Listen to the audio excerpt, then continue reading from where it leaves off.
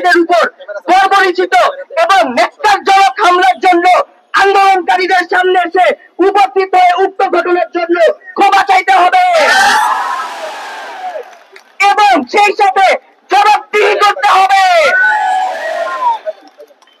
দুই, প্রজ্ঞাপনের মাধ্যমে ইতিপূর্বে গঠিত কমিটিকে আমরা আমাদের প্রতিনিধিত্বের অনুপযুক্ত মনে করি। উক্ত কমিটিকে আমরা প্রত্যাখ্যান করলাম।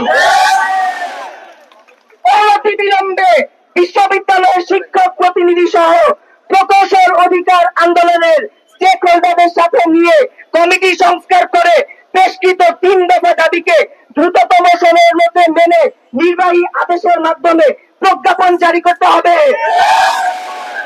এবং এ মর্মে সংশ্লিষ্ট 3 উপদেষ্টা জনাব মোহাম্মদ ফাউজুল কবির খান, জনাব আদিলুর রহমান এবং সৈয়দ রিজওয়ানা হাসানকে আজকে এসে এর নিশ্চয়তা প্রদান করতে হবে।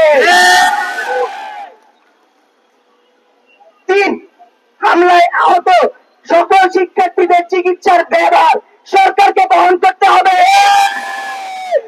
এবং উক্ত আন্দোলন চলাকালীন সময়ে সকল শিক্ষার্থীদের সুরক্ষা নিশ্চিত করতে হবে। পুলিশ দিয়ে এই যৌক্তিক আন্দোলনে আর কোন প্রকার হামলা করা যাবে না।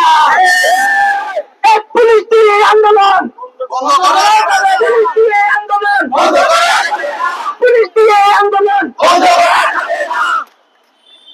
4, রোকন ভাইয়ের উপর হামলাকারীদের অনতিবিলম্বে গ্রেফতার করে আইনের আওতায় আনতে হবে এবং চাকরি থেকে বহিষ্কার করতে হবে। যেসব পুলিশ এই ন্যক্কারজনক হামলার সাথে জড়িত তাদের বহিষ্কার করতে হবে।